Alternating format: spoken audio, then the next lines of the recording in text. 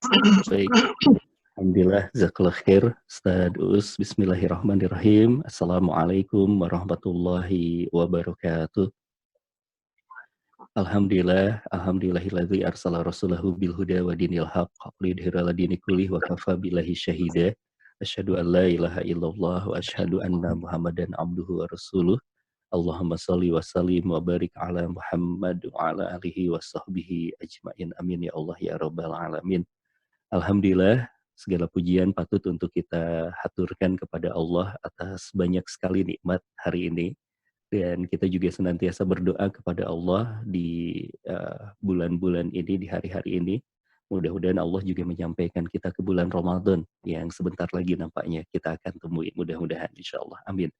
Salawat dan salam juga semoga senantiasa terlimpah curahkan kepada Nabi kita Muhammad Sallallahu Alaihi Wasallam, kepada seluruh keluarganya, kepada para sahabatnya, kepada para tabi'in, tabi'ut tabi'in, dan insya Allah mudah-mudahan untuk kita semuanya umatnya yang ada di akhir zaman ini. Ibu-ibu dan bapak-bapak yang dirahmati oleh Allah Subhanahu wa taala, ikhwatul iman rahimallah, di kesempatan pagi hari ini kita akan lanjutkan kembali untuk menelusuri jejak langkah perjuangan Rasulullah Sallallahu Alaihi Wasallam. Nah, kenapa kita mengikuti jejak langkah perjuangan Rasul?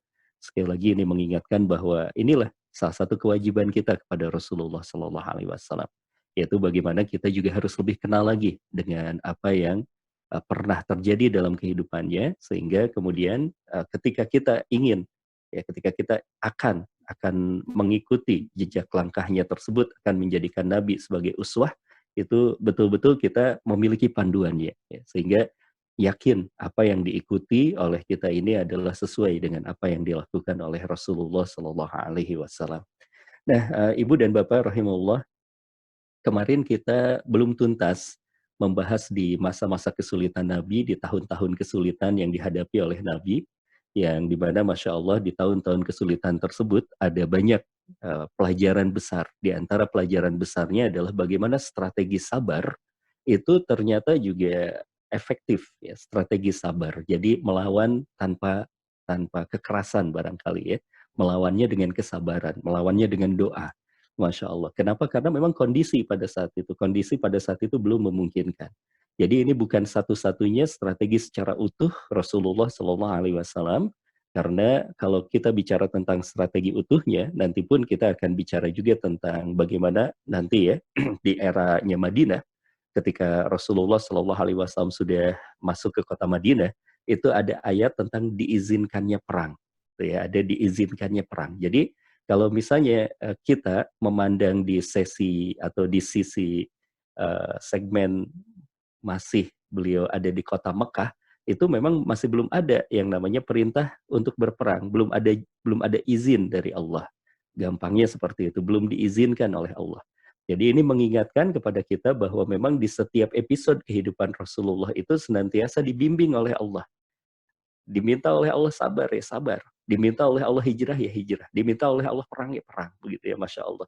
Ini satu hal yang mengingatkan kepada kita bahwa sekaliber Rasul saja, begitu ya, itu betul-betul senantiasa mengikuti apa yang digariskan oleh Allah, begitu. Meskipun kita tahu bahwa tidak ada manusia yang paling cerdas di muka bumi ini selain beliau.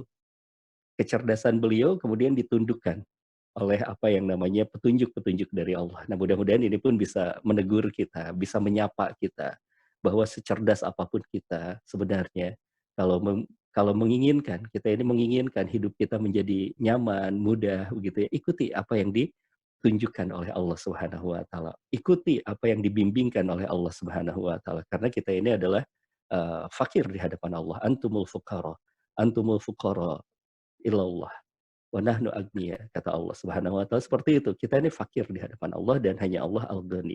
Baik, kita akan lanjutkan sedikit, dan padahal sebenarnya ini inti sih, inti dari pelajaran tahun kesulitan itu. Kemarin kita sekilas terpotong ketika Rasulullah Shallallahu Alaihi Wasallam di masa-masa sulit itu akhirnya boikot selesai, ya, pemboikotan selesai, dan kemudian setelah pemboikotan itu selesai, Rasulullah Shallallahu Alaihi Wasallam tidak berhenti Rasulullah tidak berhenti. Bahkan kemudian Rasulullah Shallallahu Alaihi Wasallam mulai eh, apa namanya itu melebarkan sayapnya, ya, mencari perlindungan, mencari tempat. Yang diantaranya Rasulullah Shallallahu Alaihi Wasallam itu pergi ke kota Taif. Yang kalau misalnya kita lihat di dalam telaah sejarah ini adalah masuk justru tahapan ketiga dari dakwah. Apa tahapan ketiga dari dakwah itu adalah dakwah Islam di luar kota Mekah. Jadi ini sangat penting. Kalau kemarin itu masih landscape-nya, stage-nya gitu ya, atau wilayahnya itu masih Mekah, masih Mekah.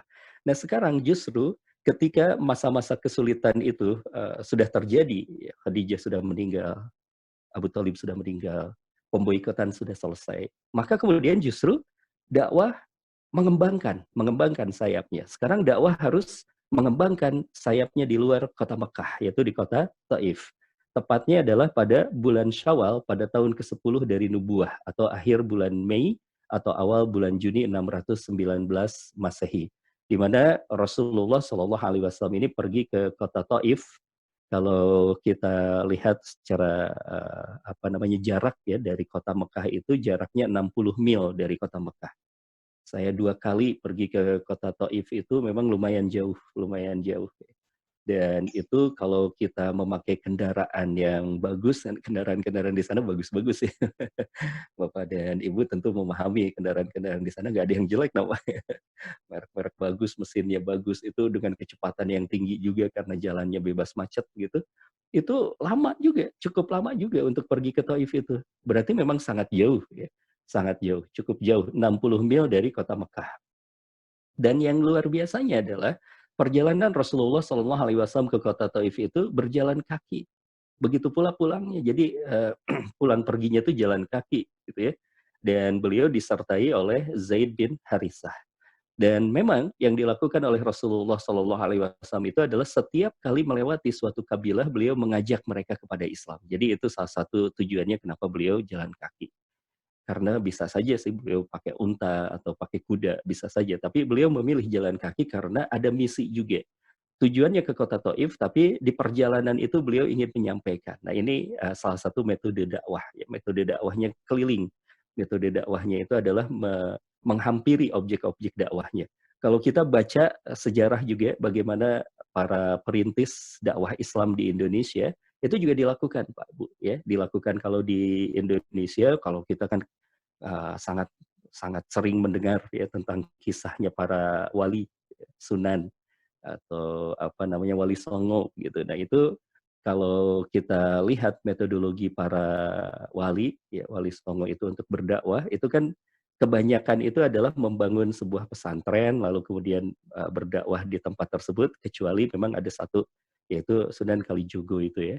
Sunan Kalijaga itu berkeliling. Jadi beliau bagian berkeliling. Beliau bagian berkeliling. Kalau yang lain membangun basis teritori. Nah ini tentunya juga mereka, para pendahulu kita yang ada di Indonesia ini, di Pulau Jawa khususnya, itu bukanlah mengarang, ya, tetapi karena mereka kemudian juga melihat dakwah Rasulullah juga sama seperti itu. Di antaranya adalah berkeliling untuk menyampaikan dakwah Islam ini. Di perjalanan ke kota Taif, beliau melakukan itu. Sepanjang perjalanan itu kalau bertemu dengan ada suku apa begitu, ada kabilah apa ditemui oleh Rasulullah Shallallahu Alaihi Wasallam. Setiap melewati suatu kabilah, beliau mengajak mereka kepada Islam. Namun memang Masya Allah, ya, tidak ada satupun yang mengikuti. Tidak ada satupun yang mengikuti. Wallahu a'lam, barangkali ini adalah efek dari boykot. Ya, efek dari boykot. Karena tentu kabarnya juga menyebar kemana-mana. Bahwa umat Islam ini adalah umat yang lemah, pernah diboykot selama 3 tahun. Begitu. Wallahu a'lam seperti itu. Nah, sampai kemudian tibalah di kota Taif, beliau menemui 3 orang bersaudara dari pemimpin Bani Saqif yaitu Abdul Yalail, Mas'ud bin Hubaib, dan anak-anak dari Amr bin Umair As-Saqifi. Masya Allah, beliau lalu menawarkan dakwah ini. Ya, beliau menawarkan dakwah ini, Masya Allah, tapi kemudian ditolak oleh mereka. Ditolak oleh mereka. Masya Allah. Beliau terus-menerus tetapi berada di kota Taif ini selepas ditolak oleh 3 orang itu, beliau tidak menyerah. Beliau berada di tengah penduduk Taif ini selama 10 hari. Kebayang ya Pak? Jadi perjalanannya lama gitu. Kalau lihat dari sumber sejarah jalan kaki sampai ke Taifnya itu 7 hari. 7 hari kemudian tinggal di kota Taifnya 10 hari. kembali lagi juga 7 hari. Itu perjalanan untuk berdakwah keluar dari kota Mekah ini, Masya Allah. Luar biasa. Ya, beliau bertahan selama 10 hari. Setiap pemuka masyarakat Taif datang menemui beliau, pasti diajak berbicara. Pokoknya beliau tidak putus asa dengan penolakan itu. Beliau mau mencoba terus 10 hari bertahan di kota Taif. Nah, sampai kemudian di hari ke-10 itu ada keputusan dari para penduduk Taif yaitu untuk mengusir Rasulullah Shallallahu alaihi wasallam dan Zaid. Diusir di hari ke-10 itu. Diusir. Ada sebuah seruan, usir orang ini dari negeri kita dan kerahkan semua rakyat untuk menghinakannya. Dilakukanlah mobilisasi. Dilakukanlah mobilisasi oleh para pemimpin Taif itu, anak-anak, wanita, semuanya laki-laki, semuanya bawa batu. Dilempari Rasulullah Shallallahu Alaihi Wasallam. Bahkan kemudian sambil dicaci maki Rasulullah Shallallahu Alaihi Wasallam itu. Para hamba sahaya yang pada saat itu di strata masyarakatnya begitu sangat rendah juga, itu dikerahkan untuk apa? Untuk menghinakan Rasulullah Shallallahu Alaihi Wasallam sambil dicaci maki, berteriak-teriak terhadap beliau. Sehingga kemudian semakin banyak kerumunannya itu, Masya Allah. Cercaan, Masya Allah, luar biasa. Ini apa yang terbayang, Bu, kalau kita bicara tentang sirah ini juga kita bicara tentang perasaannya Nabi. Kita harus menyelami perasaannya Nabi, bagaimana ketika Nabi dikepung seperti itu, dilempari seperti itu, Masya Allah. Sampai kemudian juga Allahu Akbar, kalau misalnya kita baca di sejarah-sejarah itu, di sumber-sumber sejarah itu, beliau itu terompahnya, sandalnya itu sampai basah oleh lelehan darah. Jadi berdarah banyak sekali hingga entah berapa banyak luka di kepalanya juga gitu ya. Mereka terus-menerus berbuat itu, Masya Allah, sampai kemudian juga ketika ada lelehan darah itu, ya Zaid melihat Rasulullah itu menampung darahnya yang leleh dari mukanya itu, lalu kemudian diusapkan ke gamisnya begitu. Sampai ditanya oleh Zaid, kenapa ya Rasulullah engkau melakukan hal itu? Kata Rasulullah, aku tidak mau ada darah yang tertumpah di kota Taif ini yang meleleh ke tanah. Kenapa? Karena jika ada satu tanah yang meleleh atau yang tertumpah darahnya seorang nabi atau seorang rasul, maka tanah ini akan dikutuk oleh Allah dan aku tidak mau. Mereka kemudian juga termasuk orang yang dikutuk oleh Allah Subhanahu wa taala. Masya Allah. Allah Akbar ya. Nah, sampai kemudian beliau kepepet di satu perkebunan anggur. Beliau berlari masuk ke perkebunan anggur. Nah, disinilah kemudian yang menjadi sangat luar biasa ya. Rasulullah Shallallahu Alaihi Wasallam berdoa di tengah keterpepetan beliau, di tengah keterdesakan beliau. Dari doanya ini Allah Karim, kita bisa melihat bagaimana perasaan, kita bisa meraba bagaimana perasaannya Rasul, dan sekaligus ini juga adalah salah satu manajemen krisis. Tatkala kemudian juga Rasulullah ini ada di dalam berbagai kesulitan, beliau mengedepankan doa. Dan mari kita lihat doanya seperti apa. Sangat luar biasa sekali doanya. Saya berulang-ulang baca doa ini terharu.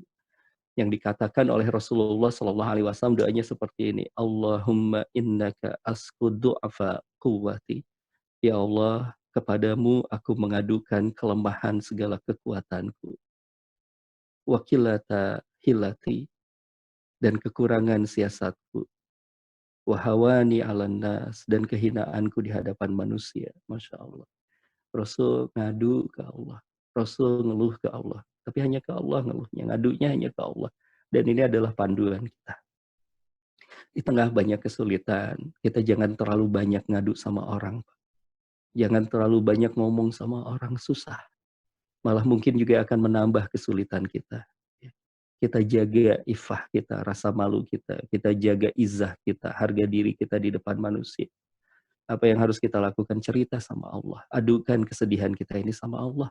Karena itu yang dicontohkan oleh Rasulullah, kebayang, ya Allah, gitu. Sambil luka, darah mengalir, Rasulullah malah mengangkat tangannya itu berdoa seperti itu.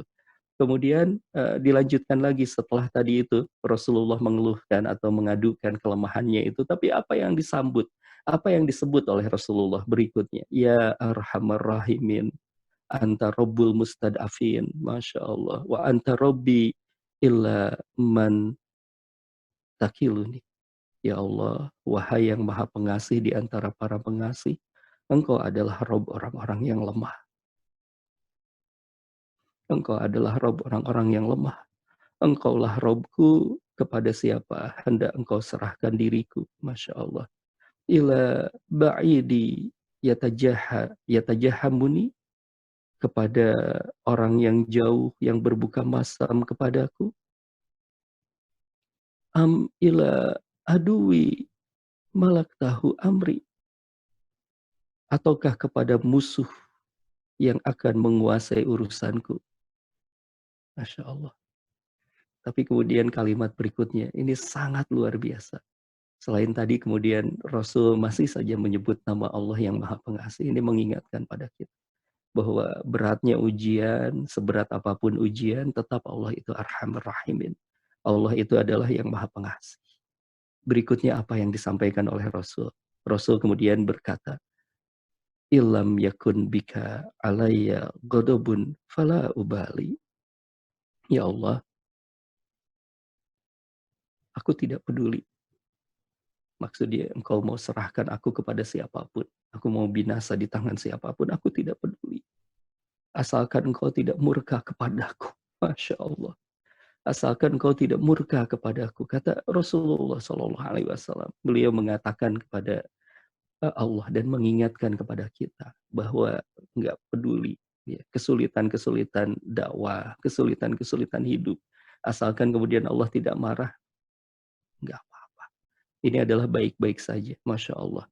Itu yang disampaikan oleh Rasulullah Sallallahu Alaihi Wasallam. Kemudian juga Rasulullah Sallallahu Alaihi Wasallam menyampaikan lagi, ya, kenapa alasannya itu. Aku tidak peduli asalkan kau tidak murka. Walakin afiyatuka hiya awsa'uli, kata Rasulullah Sallallahu Alaihi Wasallam, bahwa sebab sungguh teramat luas afiat yang kau limpahkan kepadaku. Masya Allah. Masya Allah, Masya Allah. Jadi beliau membandingkan dengan banyak nikmat. Wah, ini sudah lebih banyak nikmatnya. Maka aku nggak peduli, asalkan engkau tidak marah. Aku luka di jalan dakwah. Aku kemudian juga menderita di jalan kebenaran ini. Tak peduli ya Allah. Tak peduli ya Allah. Asalkan engkau tidak marah kepadaku. Karena jika dibandingkan dengan nikmat yang engkau telah berikan kepadaku, sungguh terlalu banyak hal itu. Masya Allah. Lalu kemudian Rasulullah Shallallahu Alaihi Wasallam menyampaikan lagi doanya, dilanjutkan lagi. A'udzu binuri wajhikal ladzi asraqat lahu dhulumat. Maka untuk itu ya Allah, aku berlindung kepada cahaya wajahmu. Aku berlindung kepada cahaya wajahmu yang menyinari segala kegelapan. Masya Allah. A'udzu binuri wajhikal ladzi asraqat lahu dhulumat. Wasuluha alaihi amrud dunya wal akhirat, yang karenanya urusan dunia dan akhirat menjadi baik. Masya Allah. Aku berlindung saja kepadamu. Kenapa? Karena segala urusan ini baik jika aku berlindung kepadamu. Engkau yang menguasai semuanya. Masya Allah. Lalu kemudian dilanjutkan lagi oleh Rasulullah Sallallahu Alaihi Wasallam. Min an tunazzala bi ghadabak. Ya Allah, agar engkau tidak menurunkan kemarahanmu kepadaku atau murka kepadaku. Jadi justru yang beliau takutkan itu Allah marah. Ya. Tapi bukan dikejar-kejar sama orang Taif. Bukan dimarahi sama orang Taif. Itu kecil, urusannya kecil bagi Rasulullah. Tapi yang besar itu adalah aku tidak mau dimarahi olehmu. Aku tidak mau engkau murka kepadaku. Masya Allah. Lalu kemudian Rasulullah SAW menyampaikan lagi doanya, dilanjutkan lagi doanya. Au yahulla alayya sakhatuk. Ya Allah Subhanahu wa taala, ya Allah ya Rahman ya Rahim. Masya Allah. Engkaulah yang berhak menegurku. Engkaulah yang hendak menegurku. Khawatir ini adalah bagian dari teguran. Masya Allah, sensitivitas perasaan dari Rasulullah Sallallahu Alaihi Wasallam. Laka utba hatta taradha, wala haula wala quwwata illa billah. Engkaulah yang berhak menegurku hingga engkau ridho. Tidak ada daya dan tidak ada kekuatan selain denganmu ya Allah. Masya Allah. Ini satu doa yang begitu sangat luar biasa. Dan bayangkan ibu dan bapak, itu disampaikan oleh Rasulullah di tengah-tengah beliau sedang dikejar-kejar. Ketika beliau beristirahat di kebun anggur itu. Lalu kemudian juga beliau berdoa kepada Allah, tidak menyalahkan keadaan. Tidak kemudian juga beliau itu merasa ditinggalkan oleh Allah, justru yang ada adalah sebuah doa yang begitu sangat indah. Beliau berkata, aku tidak peduli ya Allah, asalkan kau ridho, asalkan kau tidak marah kepadaku, Masya Allah. Nah ini salah satu hal yang bisa kita pelajari dari perjalanan Rasulullah SAW membuka fase berikutnya itu dakwah di luar kota Mekah yang ternyata bahkan di langkah yang pertama dibenturkan oleh Allah Subhanahu wa Ta'ala dengan kondisi yang seperti itu, dihinakan di kota Taif, Masya Allah. Lalu kemudian Rasulullah Shallallahu Alaihi Wasallam juga mengalami bertumpuk-tumpuk kesedihan dengan tadi itu ya, digambarkan tentang hal yang semacam tadi itu, dari dari doanya itu, Masya Allah, dari doanya itu kita bisa melihat betapa sangat sedihnya Rasulullah Shallallahu Alaihi Wasallam melihat perlakuan dari anak-anak Taif itu, dari wanita-wanita Taif itu, dari budak-budak kota Taif itu, dari pemimpin-pemimpin kota Taif itu, bertumpuk-tumpuk kesedihan. Tapi kemudian juga Masya Allah, dalam bertumpuk-tumpuk kesedihannya Rasulullah Shallallahu Alaihi Wasallam yang begitu sangat luar biasa, peristiwa di kebun anggur tadi itu, ada satu hal yang begitu sangat luar biasa, karena Rasulullah kemudian melanjutkan perjalanannya. Tibalah beliau di Kornul Manazil. Di Kornul Manazil ini ada sebuah peristiwa, Ibu dan Bapak. Ya, peristiwanya apa? Di mana kemudian juga Rasulullah Shallallahu Alaihi Wasallam itu ditawarkan sesuatu. Datanglah malaikat Jibril ditemani oleh malaikat penjaga gunung, yang dikatakan oleh malaikat Jibril dan malaikat penjaga gunung ini, ya Rasulullah, Allah sudah melihat apa yang kemudian dilakukan oleh orang-orang Taif ini. Ya Rasulullah, jika engkau mengizinkan, kami akan angkat gunung ini, gunung Taif itu, lalu kemudian juga dilemparkan mereka ini, dihancurkan mereka ini, ya Rasulullah. Asalkan kau mengizinkannya, kata Jibril, ya, dan malaikat penjaga gunung ini. Tapi kemudian juga, Masya Allah, dalam sebuah tawaran yang begitu sangat luar biasa. Sekali lagi, mari kita selami perasaannya Rasulullah. Di tengah Rasulullah Shallallahu Alaihi Wasallam dihinakan seperti itu, perjalanan pulang yang begitu juga pasti sangat berat sekali perasaan Rasul. Ada sebuah tawaran untuk dihancurkannya orang-orang yang sudah menghinakan Rasulullah itu, untuk dihancurkannya orang-orang yang mengejar-ngejar Rasulullah, memaki-maki Rasulullah itu. Tapi apa yang kemudian juga dikatakan oleh Rasulullah Shallallahu Alaihi Wasallam kepada Jibril, beliau berkata, Inni la arju an yukhrijallahu min aslabihim ma yaqulu la ilaha illallah. Ya Jibril. Kata Rasulullah, jangan Jibril, jangan. Sesungguhnya justru aku akan berharap, aku akan berdoa kepada Allah. Aku akan angkat tanganku ini meminta kepada Allah agar Allah berkenan mengeluarkan anak dari keturunan mereka. Kelak adalah orang-orang yang mengucapkan kalimat La ilaha illallah. Masya Allah. Bapak dan Ibu, ini pelajaran yang sangat besar. Pelajaran yang sangat besar. Bagaimana kalau di episode ketika di puncak-puncak kesedihan di kota Mekah itu ada strategi sabar. Di sini ada sebuah strategi kelapangan dada seorang dai, kelapangan hati seorang dai, pemaafan seorang dai yang begitu diajarkan oleh Rasul Sallallahu Alaihi Wasallam. Yang seharusnya ini kita miliki juga. Yang seharusnya ini kita miliki juga, kita tanamkan ke dalam jiwa kita. Mereka tidak tahu. Banyak orang yang belum tahu tentang Islam. Banyak orang yang memusuhi Islam karena bodohnya atau kurangnya informasi terhadap Islam. Maka kemudian kita harus berlapang dada jika mereka mencaci maki kita. Selama masih bisa kita dekati, insya Allah. Jangan dulu kita doakan kehancuran untuk mereka. Jangan dulu kita doakan kehancuran untuk mereka. Kita cari cara sebanyak mungkin, sehebat mungkin, sekreatif mungkin. Ya, ini karena di fase ini. Kita masih belajar di fase ini. Tapi sekali lagi strateginya tentu bisa berubah sesuai dengan zaman dan waktu, sesuai dengan kondisinya. Tapi ini adalah modal seorang dai. Modal seorang dai. Kita harus berani untuk memaafkan orang. Kita harus punya kelapangan hati bahwa ini bukan urusan aku disakiti, bukan. Ini bukan urusan kemudian juga aku berdarah di jalan ini, bukan. Tapi karena cinta, karena kasih sayang. nggak apa-apa kita terluka di jalan dakwah ini. Tidak apa-apa kemudian kita menderita di jalan dakwah ini. Tak apa-apa kemudian kita susah di jalan dakwah ini. Asalkan mereka dapat hidayah. Asalkan kemudian mereka mendapatkan sinar cahaya dari Allah Subhanahu wa taala. Asalkan kemudian mereka mendapatkan hidayah dari Allah, maka kemudian biarkan kita yang berkorban, biarkan kita yang sudah paham tentang Islam ini mengeluarkan apa yang kita miliki, mengorbankan apa yang kita miliki. Kalaupun mereka mencaci maki kita nggak apa-apa selama yang dicaci makinya kita. Selama yang dicaci makinya kita nggak apa-apa. Asalkan kemudian mereka satu saat terbuka hatinya, asalkan kemudian juga mereka satu saat kemudian lembut hatinya. Masya Allah. Allah Karim, sebuah pelajaran besar dari perjalanan dakwah Rasulullah Sallallahu Alaihi Wasallam ya di Kordol Manajil dan di Wadi Nakhlah ini, Masya Allah. Ada juga, Masya Allah, kalau misalnya kita melihat ada hiburan juga dari Allah Subhanahu Wa Taala, Allah Karim. Ya. Hiburannya apa? Hiburannya adalah ketika Rasulullah Sallallahu Alaihi Wasallam juga mendapatkan satu hal. Ya, hiburan tuh mulai nih. Ya, tadi kan di Korno Manazil ada sebuah kekokohan Nabi mendoakan orang-orang tersebut. Di Wadi Nakhlah ternyata ada sesuatu, Pak. Ada sesuatu, Bu. Apa yang sesuatu yang terjadi itu? Ternyata Rasulullah Shallallahu Alaihi Wasallam mendapatkan hiburan dari Allah tentang masuknya sekumpulan jin masuk Islam. Ya, ini diceritakan peristiwanya di surat Jin. Nanti silahkan bisa dibaca surat Jin.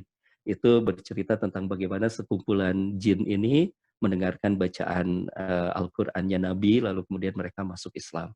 Jadi ada hiburan dari Nabi, hiburan dari Allah. Seolah-olah Allah ingin menghibur Nabi itu dengan sebuah kalimat seperti ini. Ya Rasulullah, engkau menginginkan orang Taif, tapi Allah memilihkan yang lain. Engkau menginginkan keimanan manusia, tapi Allah juga memilihkan yang lain. Jangan sedih. Senantiasa ada skenario-skenario dari Allah, gitu ya. Masya Allah, ini peristiwa di Wadi Nakhlah. Taib. Nah, sekarang kita masuk, Ibu dan Bapak, ini ke satu hal yang sangat penting. Sebuah pertanyaan tentu muncul akhirnya di dalam benak kita. Ya Allah, ini Rasulullah dan sahabatnya ini dan para sahabatnya berat sekali kehidupannya. Tekanan-tekanan kehidupannya itu sangat luar biasa di tahun-tahun ini. Apa ya yang menyebabkan mereka ini bisa bertahan? Apa ya? Yang kemudian kita berharap tentu ya dari sebuah intisari pelajaran dari masa-masa sulit Rasul ini kita bisa aplikasikan ke kehidupan kita. Karena buat kita yang ada di dalam benak kita kan Rasulullah ini adalah uswatun hasanah. Yang namanya uswatun hasanah itu berarti adalah contoh paling baik, termasuk contoh ketika menghadapi kesulitan. Dan kita tahu sekarang ini kita sedang sulit juga secara umum, Pak Bu. Ya, secara umum kita sedang menghadapi kesulitan. Alhamdulillah jika kemudian juga Bapak termasuk Ibu termasuk orang-orang yang tidak mengalami kesulitan. Tapi overall sekarang kita sedang turun, kehidupan kita ini sedang turun. Secara ekonomi sedang turun, dunia pendidikan sedang susah juga gitu ya. Di keluarga-keluarga juga sedang susah juga. Banyak hal yang sedang terjadi dalam kehidupan kita. Sebentar lagi Ramadan, gitu ya. Kemudian juga orang-orang yang mengomentari Islam ini banyak hal juga ya, yang membuat kita sedih hati kita ini, membuat kita kemudian juga menjadi, aduh ini ya Allah, apa yang bisa dilakukan berkenaan dengan hal ini. Nah mari kita coba untuk serap kekuatan apa yang pernah dilakukan, apa yang pernah dimiliki oleh Rasulullah Shallallahu Alaihi Wasallam dan para sahabat. Ada banyak poin, ya ada beberapa poin lah ya. Di pagi hari ini kita coba belajar kenapa sahabat, kenapa Rasulullah dan para sahabatnya ini kuat menghadapi masa-masa kesulitan itu. Yang pertama adalah keimanan yang kokoh kepada Allah Subhanahu wa taala. Nah, ini tentu penting sekali ya. Kita memiliki keimanan yang kokoh kepada Allah Subhanahu wa taala. Kenapa? Karena kalau kita tidak punya keimanan ya berat juga kan? Kita kalau tidak punya keimanan ya berat juga ya. Kita kemudian juga tadi melihat bahwa doanya Nabi Shallallahu alaihi wasallam saja kepada Allah ya mengadukan segala kesedihannya itu di sana nuansanya kan sangat iman sekali.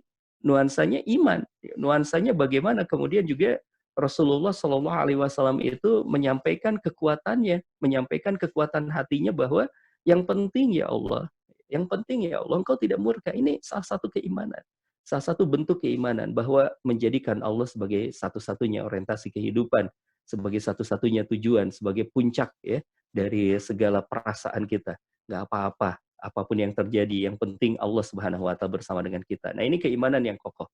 Ya, misalnya kalau kita tarik kepada masalah rezeki misalnya ya hari ini, nggak apa-apa. Kalau misalnya kita sedang menghadapi masa sulit, toh kita sedang bersama dengan Allah. Kita sedang dibersamai oleh Allah Subhanahu wa taala dan Allah itu adalah Allah yang sama yang kita seru ketika masa gampang dan yang kita seru ketika masa sulit. Ketika kita masa sulit sama aja gitu ya. Maka kemudian Allah senantiasa ada, Allah senantiasa kekuatannya sama juga. Ketika Allah menghadapi manusia atau menciptakan manusia atau menyampaikan manusia di masa-masa sulit ataupun ketika manusia ini ada di masa-masa senggang sama. Kita menyeru kepada Allah, berdoa kepada Allah. Kenapa juga kita resah dengan ini semuanya ya? Keimanan yang kokoh kepada Allah Subhanahu wa taala. Maka nanti pentingnya kita semuanya mempelajari ma'rifatullah dengan benar. Bagaimana kita kenal Asmaul Husna paling tidak asma wa sifatnya Allah. Kita kenali, kita maknai af'alnya Allah, perbuatan-perbuatannya Allah. Ini penting sekali. Ini penting sekali. Karena kalau kita tidak paham ini, kalau kita tidak kenal kepada Allah, maka lemah kita, rapuh kita menghadapi berbagai kesulitan. Satu. Yang kedua, memang faktor yang lainnya adalah pemimpin yang menyatukan hati. Masya Allah. Siapa? Ya Rasulullah. Ya, Rasulullah. Dan kalau begini, uh, kita kemudian bertanya, ini maknanya apa di kehidupan kita? Nah, kan kita adalah sebagai pemimpin juga ya. Kita pemimpin nih di keluarga, bapak-bapak terutama. Ibu juga sama, pemimpin. Maka kemudian kita yang harus tampil di tengah keluarga, misalnya bapak-bapak ini punya peran yang sangat kokoh, Pak, sangat penting. Kalau misalnya bapaknya baperan, Masya Allah maaf, kemudian juga lemah di masa-masa sulit ini, ya kebawa semuanya sulit. Kemudian juga menyatukan hati. Ingat, ini kalimatnya adalah menyatukan hati. Apa yang kemudian juga kita bicara tentang menyatukan hati ini? Menyatukan hati ini adalah kita berbicara tentang Allah Subhanahu wa taala. Allah yang menyatukan hati. Maka bahasanya itu kalau dalam bahasa hadis itu hati itu seperti prajurit ya. Hati itu seperti prajurit yang berbaris, yang berbaris. Nah, maka untuk itu kalau kita bicara tentang penyatuan hati itu ingat juga kan fa'alafa baina qulubikum bahwa Allah lah Subhanahu wa taala yang menyatukan hati manusia. Nah, maka untuk itu kita juga harus membersihkan hati kita. Kita harus semakin menguatkan hati kita. Jadi caranya menyatukan hati itu bawa semuanya kepada Allah. Di anggota keluarga kita semuanya sampaikan kepada Allah. Ada satu hadis kan ya, yang kalau misalnya kita membaca hadis itu, Masya Allah, itu adalah sebuah bimbingan yang begitu sangat luar biasa. Ketika Rasulullah membonceng Ibnu Abbas, lalu Rasulullah berkata kepada Ibnu Abbas, ya gulam, wahai seorang pemuda, wahai anak kecil, wahai anak muda, ihfadillah yahfadka. Diawali dengan kalimat itu, jagalah Allah, maka Allah akan menjagamu. Satu, itu ya langsung dikenakannya kepada Allah. Kemudian yang keduanya adalah, jika engkau meminta, maka mintalah kepada Allah. Masya Allah. Ini juga adalah satu hal. Ya. Jadi, bagaimana cara menyatukan hati bawa kepada Allah? Karena kalau kita jadi sentral, susah juga. Ya, ibu jadi sentral, misalnya, ya udah tenang aja selama ada ibu. Anak-anak juga kemudian geleng-geleng kepala.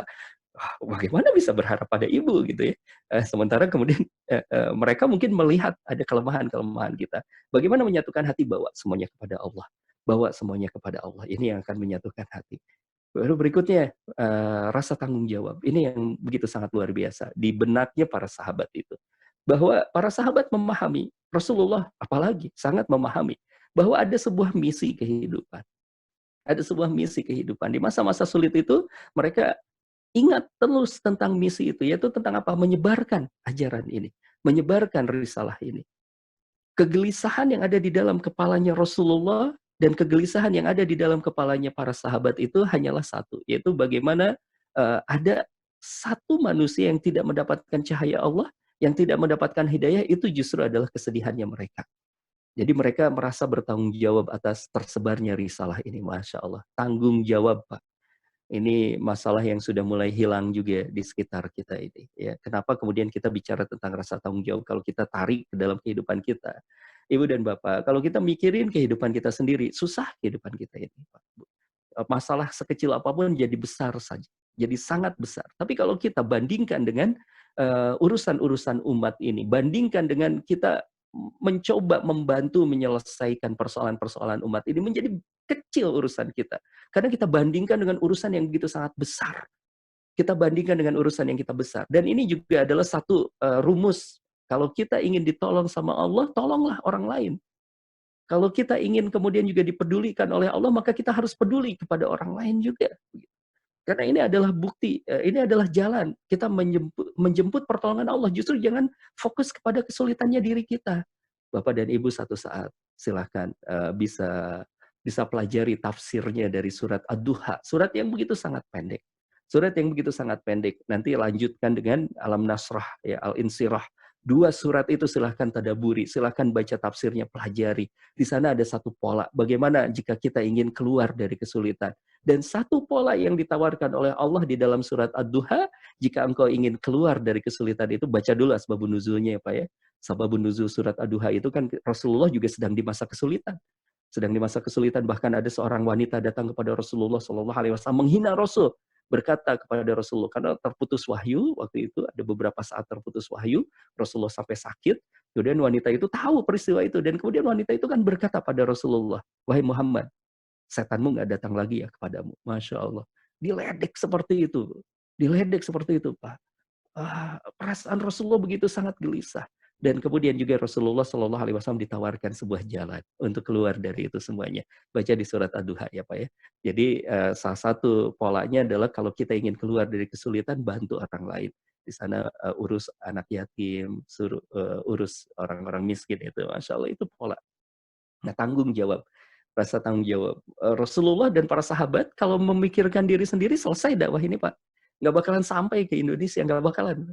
Karena di surat Ad-Duha juga itu digambarkan di sababun nuzulnya itu. Datang juga orang-orang yang para saudagar, orang-orang yang dulu pernah jadi mitra bisnisnya Nabi, begitu ya.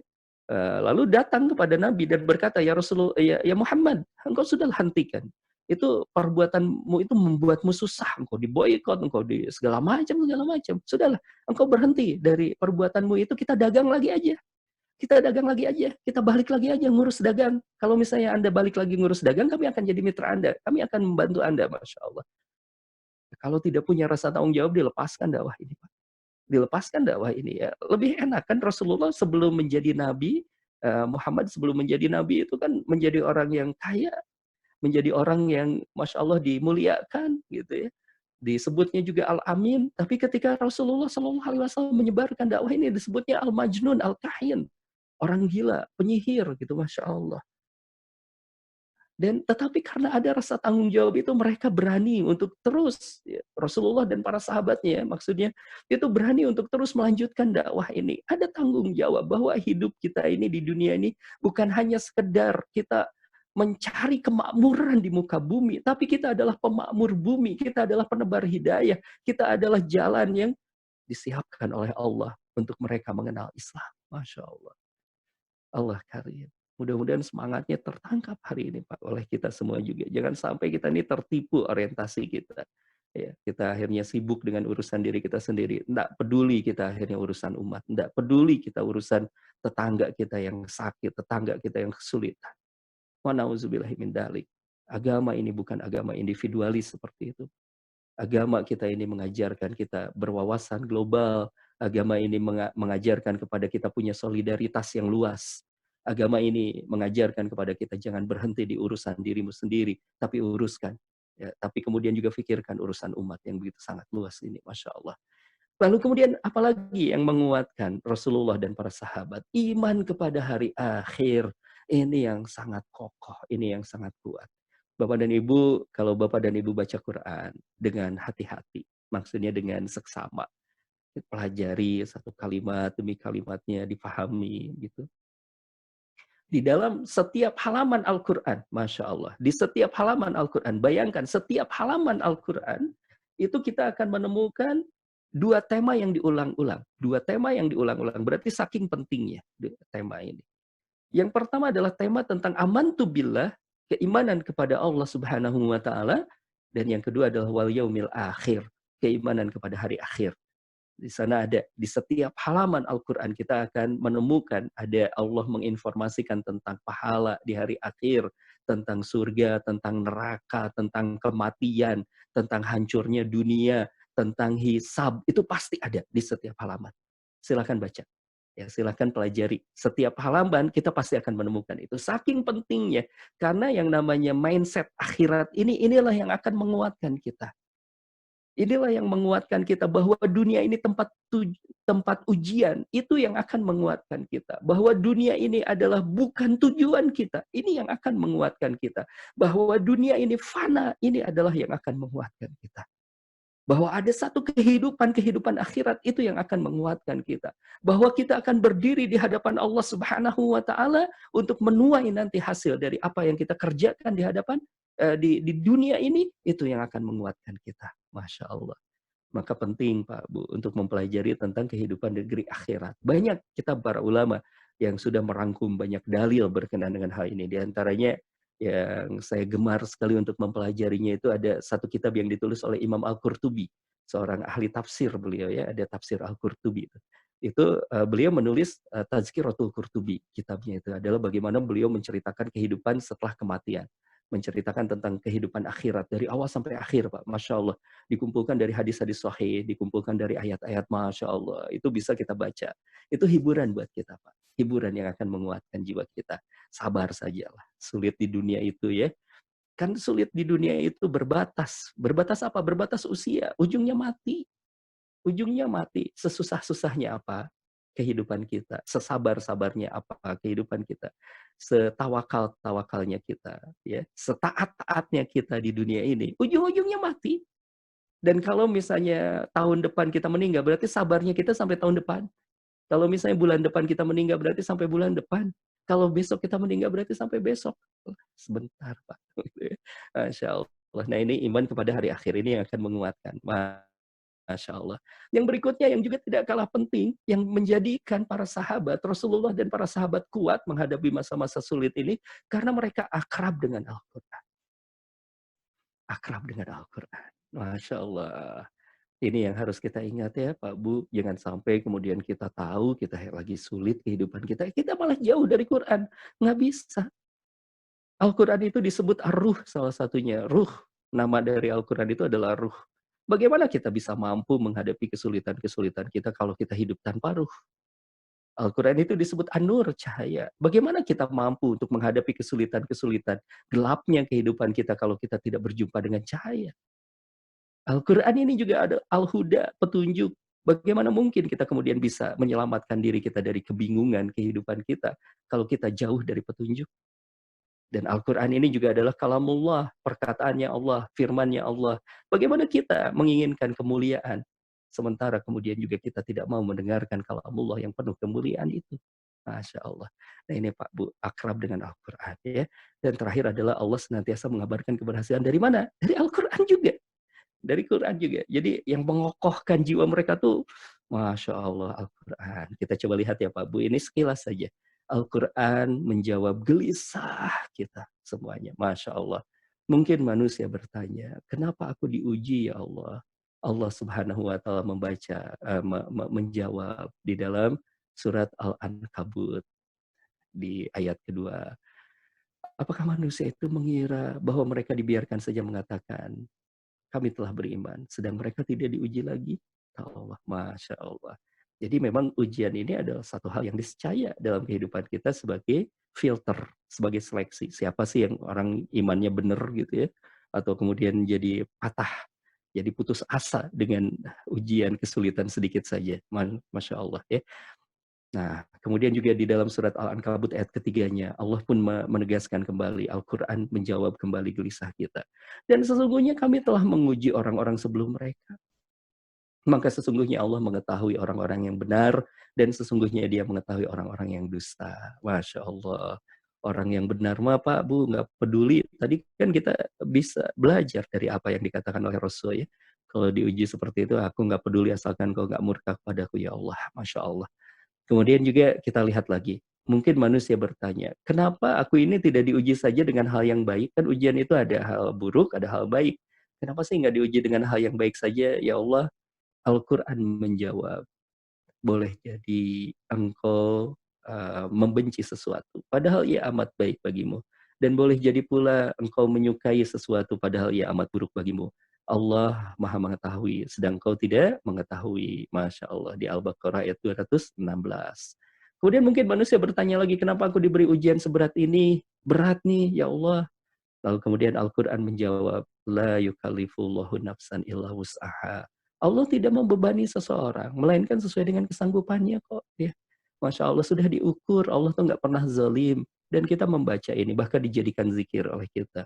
Di surat Al-Baqarah ayat 286. Masya Allah. Manusia kemudian bertanya lagi, bolehkah aku frustasi ya Allah? Ujiannya berat. Tapi kemudian Allah Subhanahu wa taala menjawab melalui Al-Qur'an, "Jangan engkau bersikap lemah, jangan pula engkau bersedih hati, ya. Wala takhafu wala du'ufu, ya. Wala tahzanu." Engkau adalah orang yang paling tinggi, a'laun in kuntum mu'minun. Engkau orang-orang yang beriman. Engkau jangan sedih hati, jangan lemah, jangan sedih hati. Karena engkau adalah orang yang paling tinggi derajatnya di hadapan Allah. Jika engkau orang beriman, kan kita beriman pada Allah. Ya, nggak boleh frustasi, kata Allah. Masya Allah, engkau tinggi di hadapanku. Bolehkah aku berputus asa? Masya Allah. Dijawab lagi oleh Al-Quran. Di surah Yusuf ayat ke-87. Jangan engkau berputus asa. Wala tayasu min rahmatillah. Jangan kau berputus asa dari rahmat Allah. Sesungguhnya tiada berputus asa dari rahmat Allah, melainkan kaum yang kafir. Engkau kan bukan orang kafir, engkau orang beriman, nggak boleh putus asa dari rahmatnya Allah. Allah itu arhamur rahimin, Masya Allah. Lalu kemudian kita pun bertanya, ya Allah, kalau seperti itu bagaimana cara menghadapi ujian ini? Masya Allah. Lalu dijawab oleh Allah di dalam Al-Quran, di surah Ali Imran ayat ke-200. Ya ayyuhalladzina amanus biru. Ya, orang-orang yang beriman sabar, ya. Kemudian juga kuatkan kesabaranmu. Tetaplah bersiap siaga, Masya Allah. Tetaplah bersiap siaga. Sabar dan kuatkan kesabaranmu. Tetaplah bersiaga di perbatasan negerimu dan bertakwalah kepada Allah supaya engkau beruntung. Atau dijawab lagi di dalam surat Al-Baqarah ayat ke-45. Wasta'inu bis sabri wassalah. Jadikan sabar dan salat sebagai penolongmu. Ya, dan sesungguhnya yang demikian itu wasta'inu bis-sabri was-shalah wa innaha lakabiratun illa 'alal khashiin, dan sesungguhnya yang demikian itu sungguh berat kecuali bagi orang-orang yang khusyuk. Masya Allah. Siapa orang yang khusyuk itu? Alladzina yadhunnuna annahum mulaku rabbihim wa annahum ilaihi raji'un. Itu akhirat lagi. Orang yang tahu bahwa kerajaan langit, kerajaan dunia dan kerajaan akhirat ini milik Allah dan kita akan kembali juga kepada Allah, akan meninggal juga gitu ya. Ada negeri akhirat, itu yang akan membuat kita tenang. Tinggal jadikan sabar dan salat sebagai penolongmu, Masya Allah. Mungkin manusia juga bertanya, bagaimana ya Allah untuk menguatkan hatiku? Masya Allah. Dijawablah oleh Allah di dalam Al-Quran, di surah At-Taubah ayat ke-129. Cukuplah Allah bagiku, tidak ada ilah selain dia, hanya kepadanya aku bertawakal. Masya Allah, cukupkan Allah. Lalu manusia bertanya lagi, apa yang kudapat dari semua ujian ini ya Allah? Allah Subhanahu wa taala menjawab di dalam Al-Qur'an atau ayat ke-111, innallaha ashtara minal mu'minin. Sesungguhnya Allah telah membeli dari jiwa orang dari seorang mukmin itu harta dan jiwa mereka, diri dan harta mereka dengan bi annalahumul jannah, dengan surga yang dijanjikan oleh Allah. Ini jual beli gitu ya.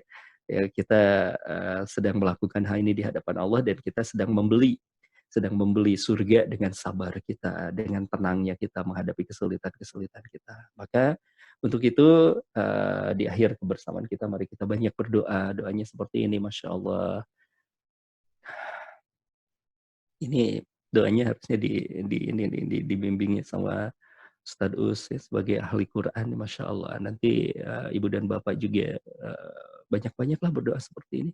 Allahumma ini abduka, wabnu abduka, wabnu abdika, wabnu amatika, nasiyati biyadika, maldi fi hukmuka, adlun fi qada'uka, as'aluka bikulli ismin huwalaka, samaita bihi nafsaka, au anzaltahu fi kitabika, au 'allamatahu ahadan min khalqika, aw ista'sarta bihi fi ilmi ghaibi indaka. Nah, yang di garis kuning ini, yang dicetak kuning ini yang menjadi sangat penting.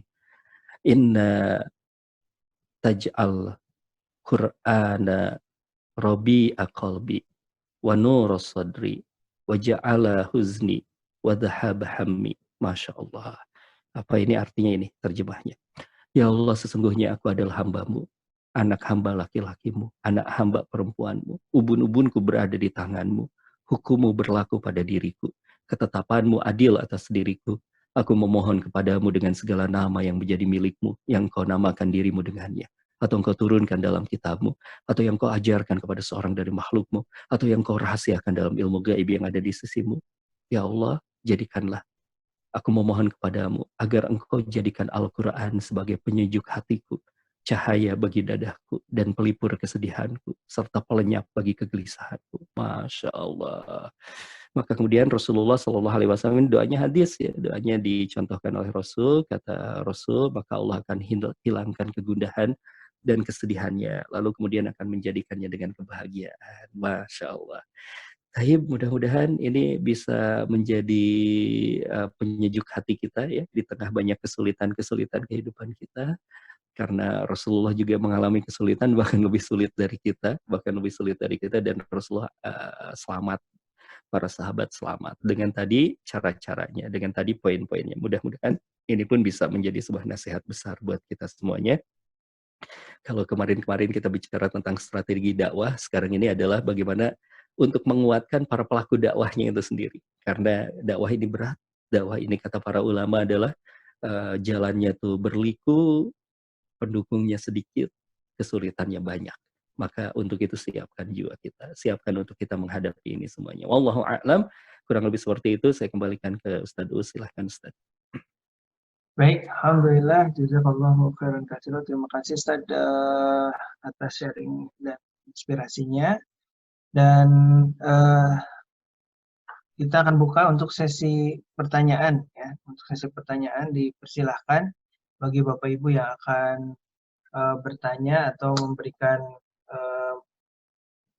saran atau masukan atau memberikan sharing ya, sharing informasi segala macam silahkan. Waktunya 1 termin dulu dipersilahkan, atau mau melalui chat juga dipersilahkan.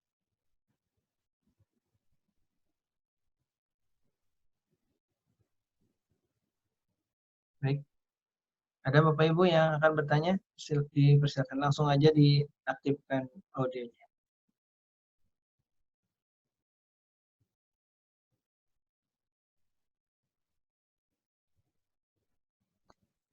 Assalamualaikum warahmatullahi wabarakatuh, Ustaz. Waalaikumsalam warahmatullahi wabarakatuh. Ya, Ustaz, memperhatikan ceramah Ustaz barusan begitu di waktu Rasul berdakwah di Taif sampai ke kebun anggur itu, betapa sabarnya beliau, Ustaz. Dan ini di Pulau Jawa ini juga dicontohkan juga oleh Sunan Kalijaga, Ustaz. Sunan Kalijaga dalam berdakwah itu tidak langsung menggebu-gebu untuk merubah mindset dari lingkungan, harus mengikutinya. Yaitu dengan cara bersabar, mengikuti budaya yang ada, cuma dirubah perlahan-lahan. Contohnya, kalau kita pernah nonton di Mahabharata itu kan dirubah. Betul. Ya, dirubah dengan perlahan-lahan. Sehingga kebudayaan-kebudayaan itu sedikit-sedikit dirubah. Nah, untuk zaman sekarang ini, Ustaz, apakah seperti itu masih relevan, Ustaz? Mengingat kondisinya berbeda. Terima kasih. Assalamualaikum warahmatullahi wabarakatuh. Waalaikumsalam warahmatullahi wabarakatuh. Terima kasih banyak Pak Hersan. Izin langsung jawab ya Ustaz ya. Silakan. Iya. Jadi memang Ibu dan Bapak, pentingnya nanti kita akan sampai juga ke mempelajari fikih dakwah di dalam kajian sirah kita ini. Dan salah satu hal yang kemudian juga dilakukan oleh Rasulullah Shallallahu Alaihi Wasallam juga, kita kemarin mungkin agak tidak fokus ke beberapa strategi yang dilakukan oleh Rasulullah. Nah, sebenarnya di sesi ini nih, tadi saya terlewat juga.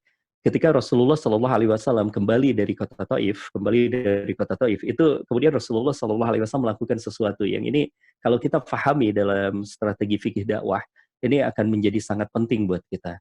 Ya, Rasulullah kan ketika masuk ke kota Taif itu keluar dari kota Taif itu wanti-wanti, oke lah, baiklah bahasanya kita ya, baiklah aku akan keluar dari kota Taif ini, aku akan meninggalkan kota Taif ini, tapi ada satu syarat, jangan kau informasikan tentang hal ini, bahwa orang-orang Taif menolakku, bahwa kemudian juga melukaiku, jangan diinformasikan terutama ke kota Mekah, begitu ya. Ini syarat yang dilakukan oleh Rasul, tapi dilanggar juga oleh orang-orang Taif ini, dan akhirnya tersebarlah ke kota Mekah, sehingga ketika Rasulullah Shallallahu Alaihi Wasallam akan kembali ke kota Mekah ini menjadi sangat berbahaya, Pak. Menjadi sangat berbahaya karena orang-orang Taif sudah membuktikan bahwa Rasul itu bisa dilukai begitu, bisa di sampai berdarah seperti itu. Kembali ke Mekah bisa sangat bahaya sekali.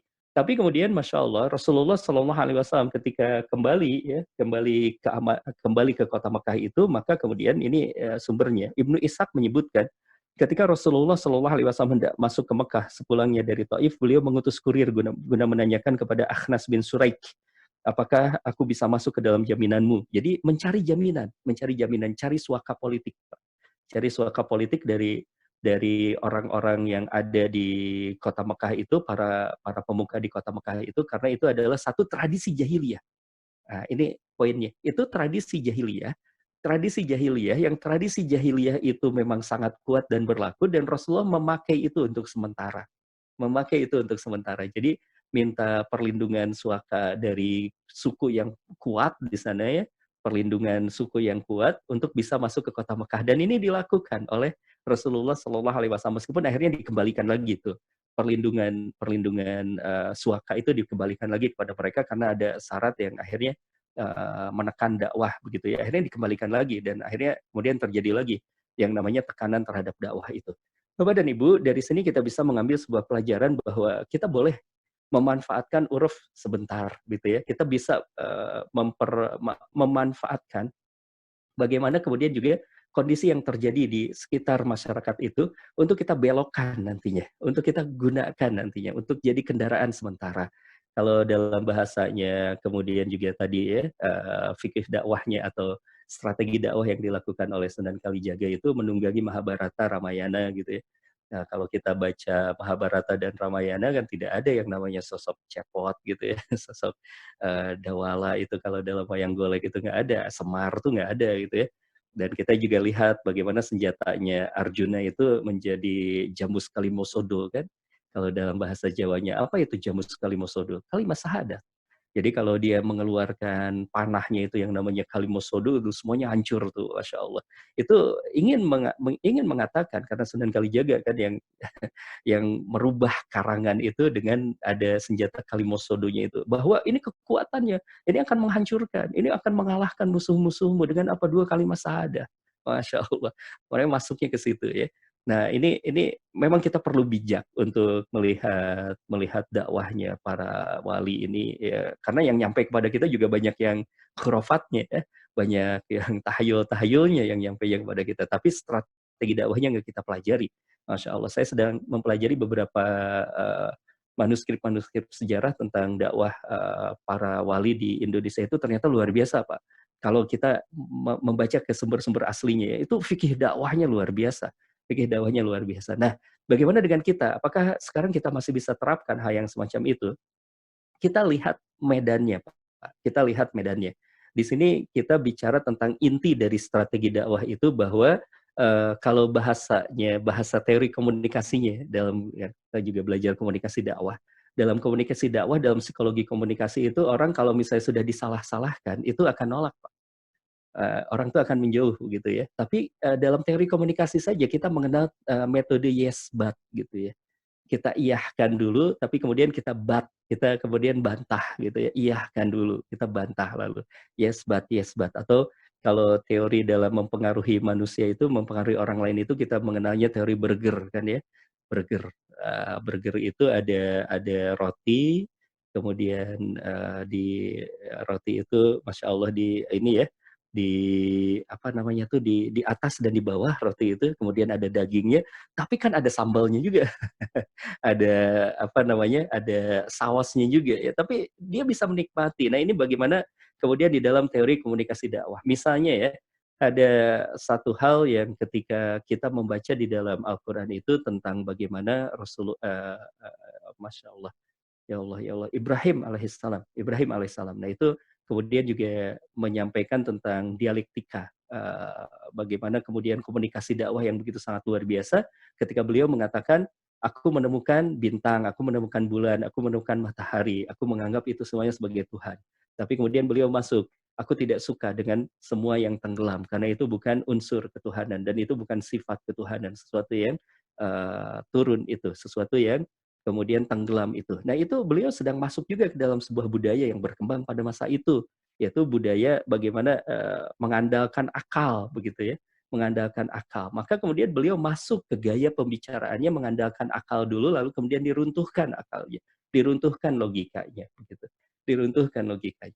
Nah, ini bisa juga kita lakukan, misalnya untuk kita masuk ke kalangan-kalangan orang-orang yang memang melebihkan akal, begitu ya, mendewa-dewakan akal, produk dari pendidikan Barat yang kita kemudian juga, masya Allah, ya, ditekankan untuk memahami semuanya dengan akal, ukurannya materialisme, begitu ya, apalagi terkontaminasi dengan misalnya bukunya Tan Malaka, gitu.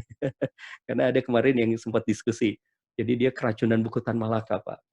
Tan Malaka itu kan ada satu buku namanya Madilog, ya, materialisme, dialektika, logika, gitu.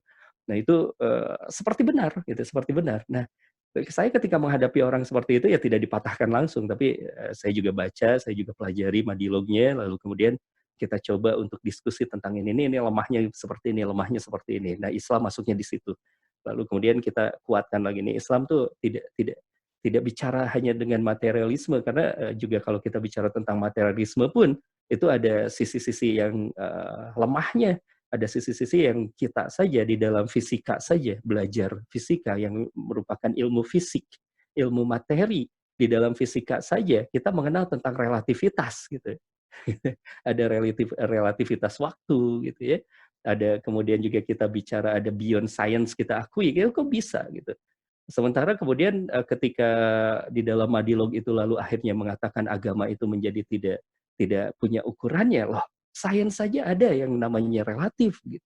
Ini bagaimana kita berbicara tentang hal itu? Nah, misalnya kita menghadapi hal semacam itu. Jadi jangan dibayangkan bahwa ansih kita bicara tentang kebudayaan, gitu ya.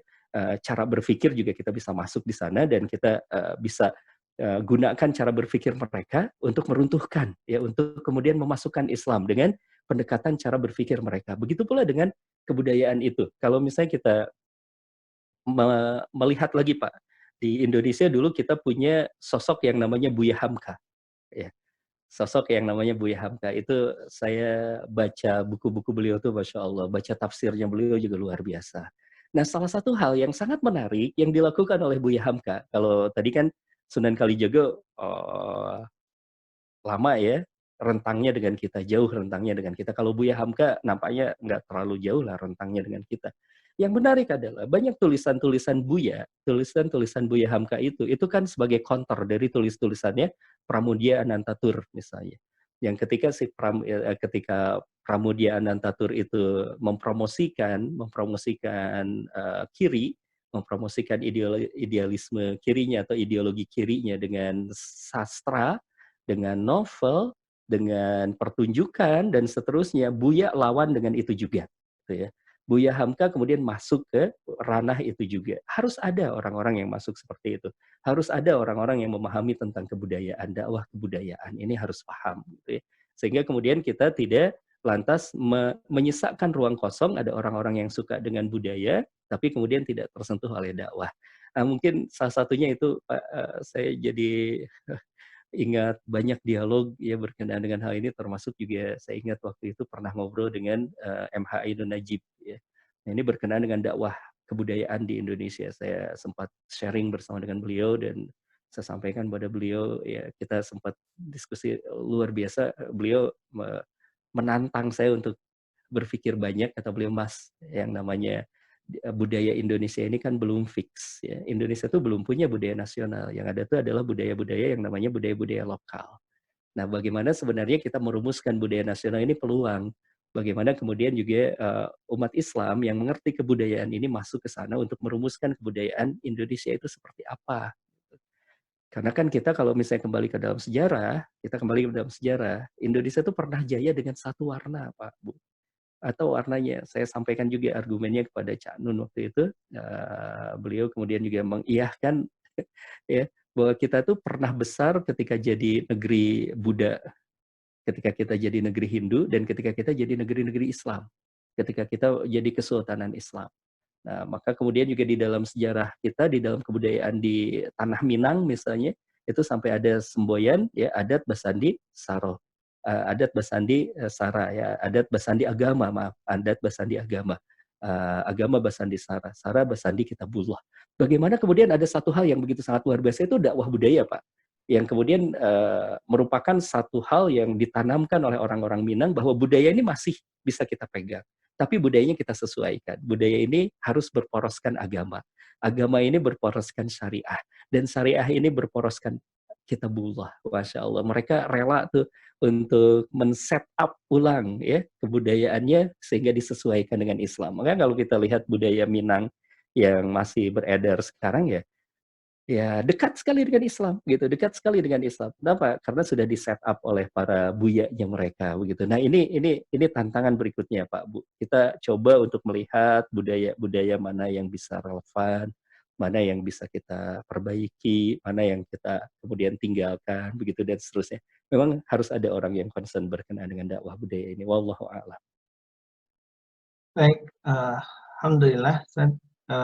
Sebenarnya masih ada pertanyaan, tapi kita dibatasi waktu juga. Masya Allah. Kalau nanti minggu depan kita akan bahas pertanyaan yang disampaikan melalui chat dari Pak Ghazali ya. Bapak Ibu yang dimuliakan Allah, karena kita dibatasi waktu dan mungkin insya Allah kita juga masih ada kesempatan minggu depan untuk melanjutkan materi tentang Sirah Nabawiyah ini. Jadi simpan dulu pertanyaannya, kita akan lanjutkan minggu depan insya Allah. Dan saya ucapkan terima kasih jazakumullah khairan dan juga untuk Ustaz Agus Al-Muhajir, mudah-mudahan senantiasa sehat dan diberkahi Allah Subhanahu wa taala.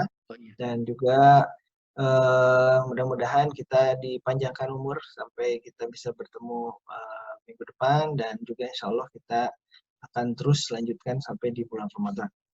Baik Bapak Ibu yang dimuliakan Allah Subhanahu wa taala, kita akan akhiri pertemuan kali ini dengan membaca hamdalah bersama-sama. Alhamdulillahirabbil alamin. Kifaratul majlis, subhanakallahumma wa bihamdika, Allahumma wa bihamdika asyhadu an la ilaha illa anta Wa atubu ilaik.